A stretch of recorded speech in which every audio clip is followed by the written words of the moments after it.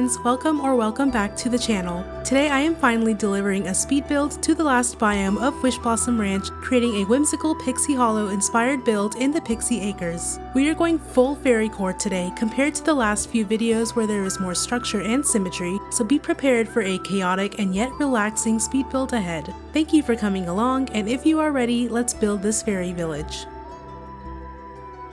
This is going to be a bit of a different kind of commentary today, only because with more structured builds like cities and estates, it is very easy for me to tell you where and how to exactly place down items if you want to replicate this build. However, fairycore is all about chaos, organized mess, and whimsy, so it would be crazy to expect you to put down exactly what I am doing in the exact manner. Therefore, I hope in this video you can learn how to use certain items together, how to layer them in the way that I show you, and overall some tips on creating this level of atmosphere with what we have in the game. We will start with putting down our pixie dust mill, which is going to be the source of our giant water feature. Now here you will see me use an assortment of tree clusters available to us in the new DLC and framing it around the mill. I found that the best way to explain this process to you all is to treat a natural fairycore build such as this one like you are making a bouquet. When one arranges flowers in a bouquet, you usually like to put them in a way that looks aesthetically pleasing. For example, the bigger and bolder flowers are usually in the center, followed by the filler flowers and smaller foliage embedded in between and around the edges. That is essentially what we are doing today in this build, as you see me layer the bigger flower clusters with some of the smaller plants. Forget organization and symmetry, because the key is doing what will look visually aesthetic when you're looking at it from far away. I think that's what makes fairycore and cottagecore builds so appealing to most people, because it's less about structure and more focused on the vibes and your own intuition. After finishing up the flower trees, I add smaller details like the beach grass, the alpine flower bushes, and some taller grass unique to the Pixie Acres. Now, to create the water formation, this is also very intuition based, but the best way that I find to go about this is to frame the river first with the larger pieces, and then use the medium and smaller pieces to refine the shape to make it more circular. In this instance, it does start narrow, but it will get wider until we reach the end.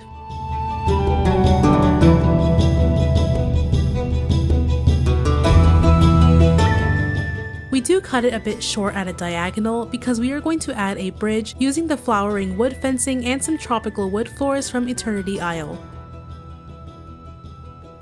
Now, just a quick warning, I do use a lot of the smallest pieces, and that is solely because I was too lazy to run to Scrooge to buy more medium pieces. So don't be like me, this will eat your item limit, and I do remedy this off camera, but I really need y'all to understand that it's better to use as many medium and bigger pieces as possible before starting with the smaller ones to refine the shape.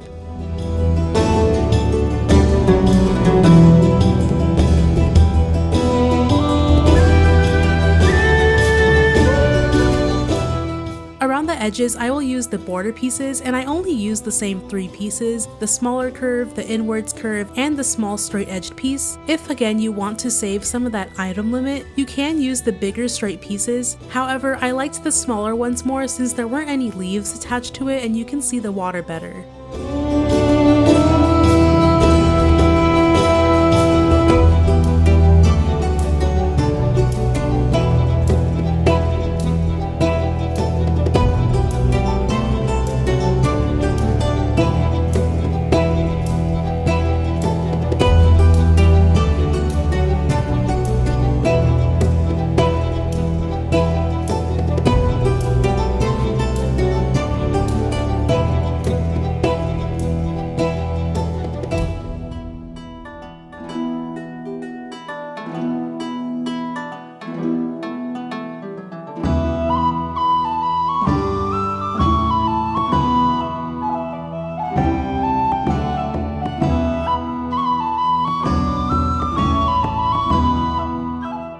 Across the river, I put 2 water slides together, and this is actually one of the blueprints in Pixie Acres that you have to fix before you can craft anymore. And I actually used this Winnie the Pooh tree behind it, and I only put it there because it's large and I didn't want too many green trees behind it, just so that it stands out. But once again, you're going to treat this area like a bouquet, and you're going to start adding your biggest foliage pieces first, so in this case some trees and sunflowers. I also put 2 root arches on either side, which will be used in designing pathways and a little water stream later.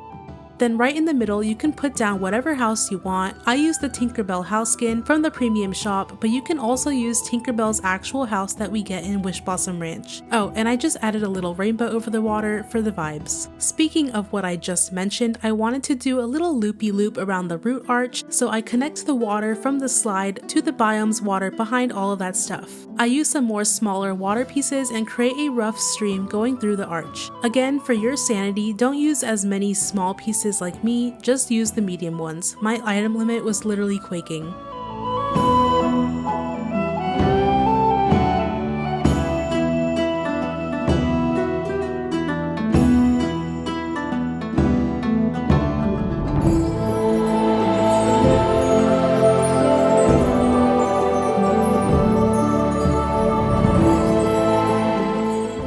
Fixed the bridge a bit because it did bother me how the fences kind of automatically arrange themselves with the light posts, so I actually split it into two and I added these lights that are actually in the Lion King collection, which you get from Pumbaa's friendship rewards.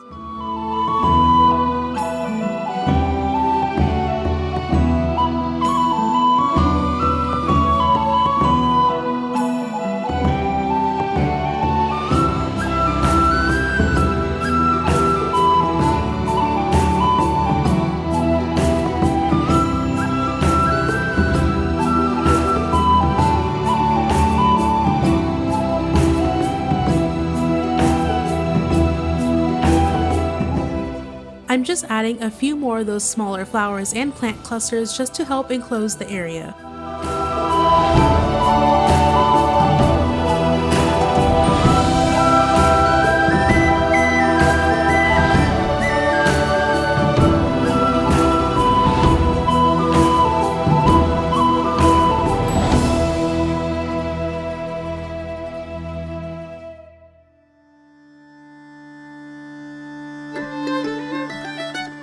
Moving on, we are going next to the river, and that area behind there is really for the main storyline. If you want to leave a pathway open to reach it, you can, but in my case I really did not care. I used some of the modular kits that came with the Pixie Ayers, and then this main centerpiece here is going to be the mushroom house skin, which, fun fact, I actually always disliked it low-key, and I only just bought it because I thought it would look good in this biome. These lantern trees are also from the Storybook Vale Scrooge store, and I just used them for some cute lighting. In this gap, I also put another lantern tree and a bed nest, and we are actually going to transform this little gap into a water area as well, but making it look like these objects are in the water. It just requires a very easy touch of magic water rug, and I actually have a tutorial for this exact purpose posted as a YouTube short, so go check it out if you need any more help with the rug, and I explain it better there.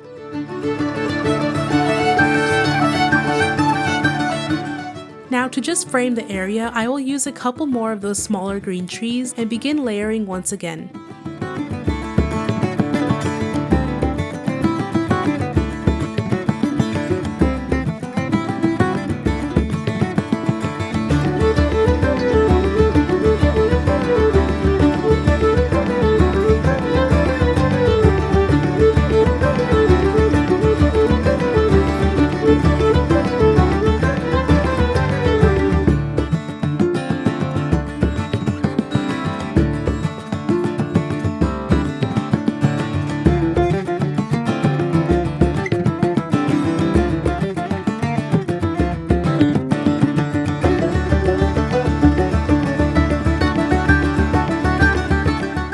When I have done that, the foreground has more of the smaller details, so again I loved using these alpine flower bushes and also this jungle butterfly fountain from the Lion King collection.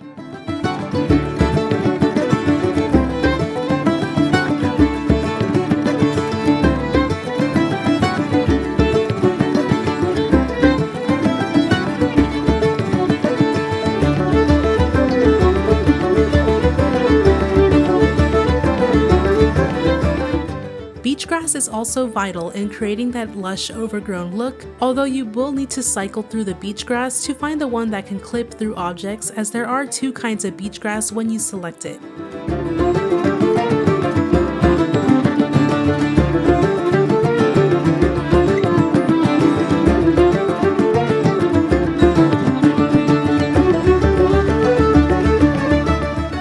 Now this might just be me, but adding cypress trees really made it feel a little bit more residential, even for a fairy village, so I guess I'm just never letting go of my city core roots low-key. Adding both of these cypress trees really helps change the atmosphere for me, and I love how it looks tied in with everything else.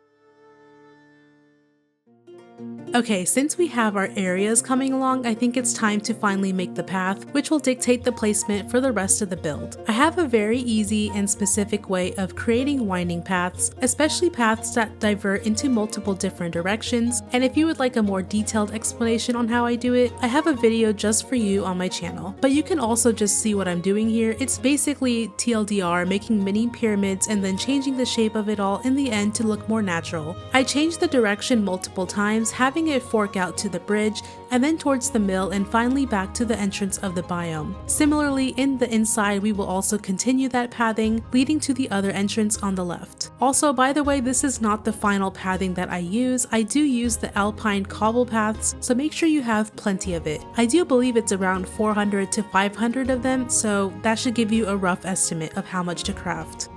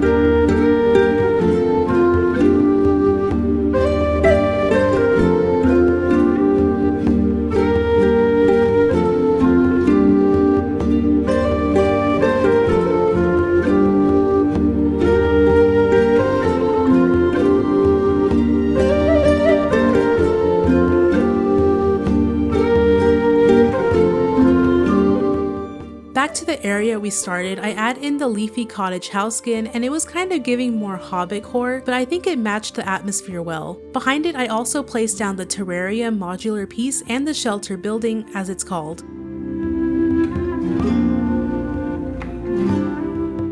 The brick details of the house inspired me to use the casita wall pieces to create a curved brick wall, which I think just added a little bit of character.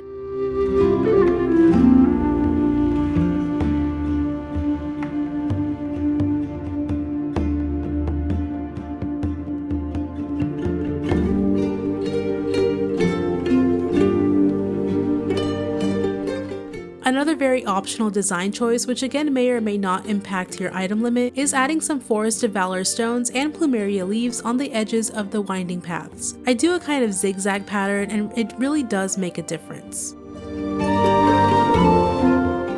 In Inside this area, we will also frame the pathing with some shrubs and bushes. My favorite one to use is this peaceful meadow greenery cluster, so if you want to spice up your pathing, it looks really nice if you put a few close to the path. For the other side, the footprint did get in the way, but all I did to fix that was to use the same bushes and rocks that are in the cluster just individually, so that I can be more flexible with the placement. You can then just layer the area with some butterfly flowers, flowery bushes, mushrooms, or whatever you want.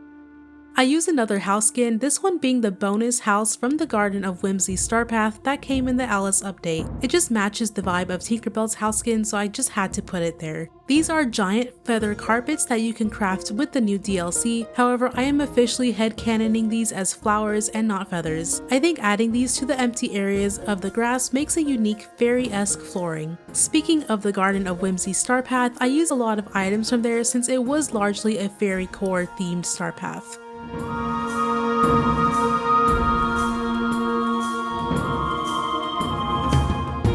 Switching over to evening, I do this to really see the impact of the lighting, so I use these vine flower lamps that are available in the Scrooge's store, and I just add them in some places that I thought can use a boost of lighting.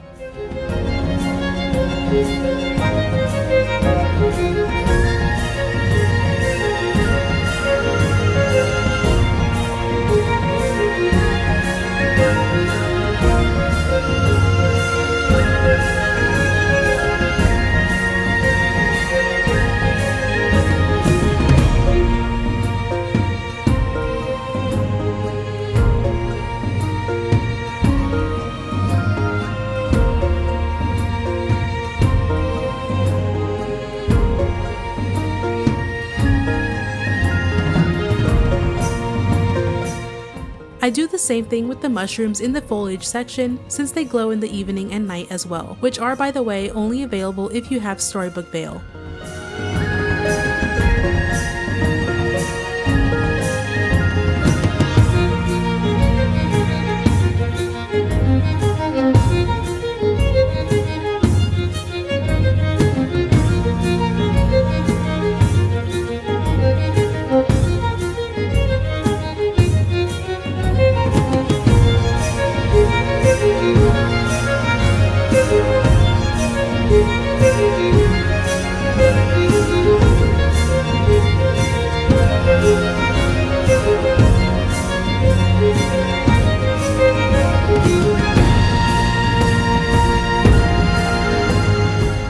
So a fun little touch, I actually wanted to incorporate the actual pixie dust material in this build, so I put a pile of pixie dust in the center of all of the flower rugs. What makes this kind of cool is that since you are placing them directly onto the rug, it kind of glitches so that you can't pick it up when you're out of furniture mode, so you won't end up accidentally picking it up. Just be very careful if you put a vacuum down and don't pick up the pixie dust. I continue to add details to the area, putting some beach grass and clipping them into the objects, and then just making some filler seating spots.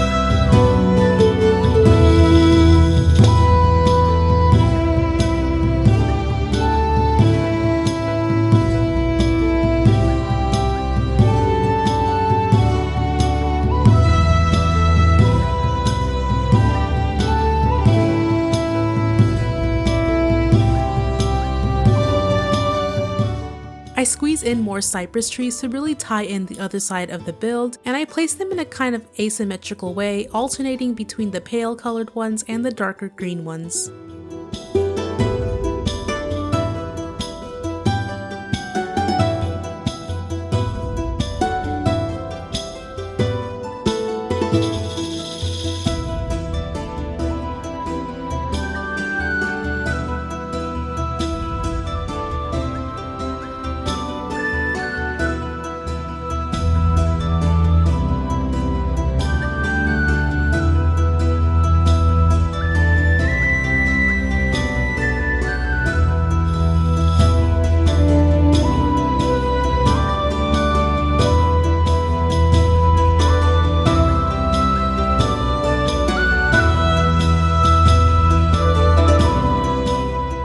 I move on to the pixie dust mill area and just add some more modular pieces with some of the tables and creating like a fairy cafe.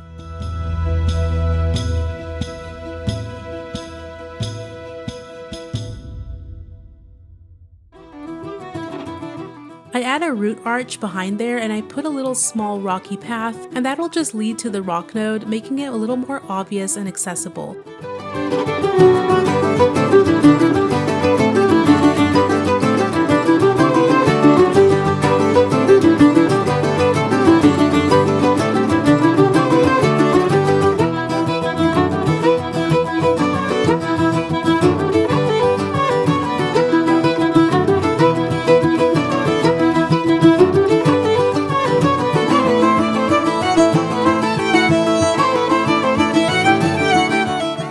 Notice that I did put down my teleport well in the center of that pathing, and I did make that pathing area a little bit chunky so that it's like a mini roundabout. I used the Neverland skin as well since it matches everything else.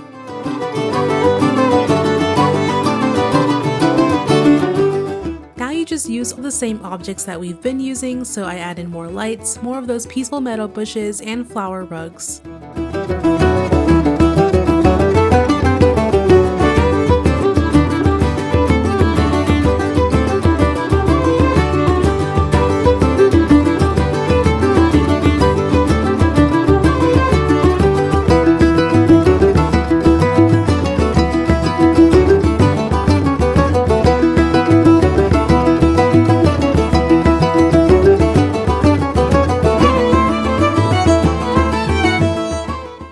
Left two medium-sized patches of grass by the bridge, so I think this might be the closest thing to symmetry in this build, so I just add filler foliage and some more cypress trees.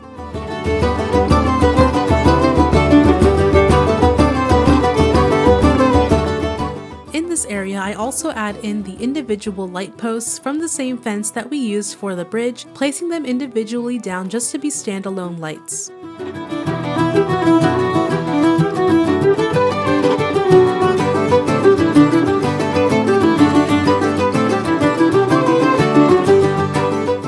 Now really quickly, I forgot to do this earlier, but I am replicating that pathing pattern with the rocks and plumeria leaves, covering up the rest of the path like I did earlier.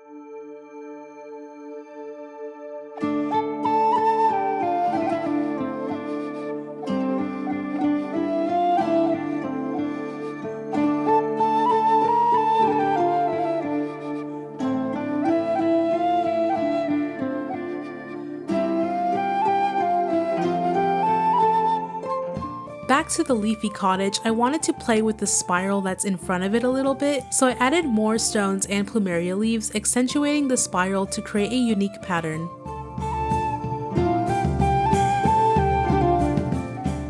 I also used the pre-made Neverland pond from the Neverland River kit and make another really small pond with the seating area.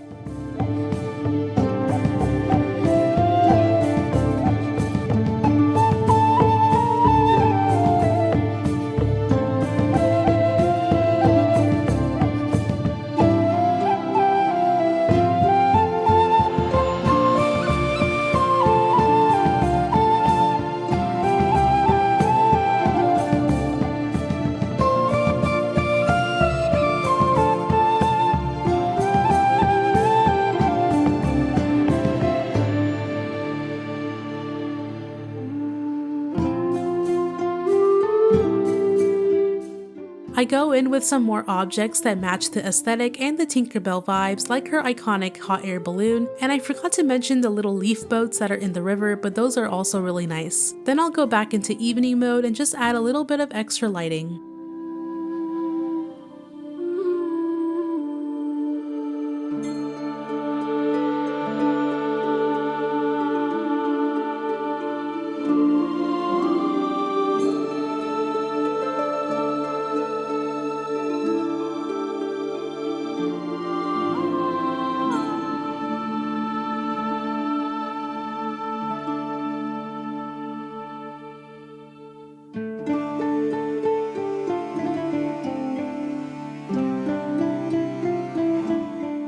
The last two steps now are just adding fireflies, which conveniently look like pixie dust, and some water lilies in the water. Once you've done that, you are done.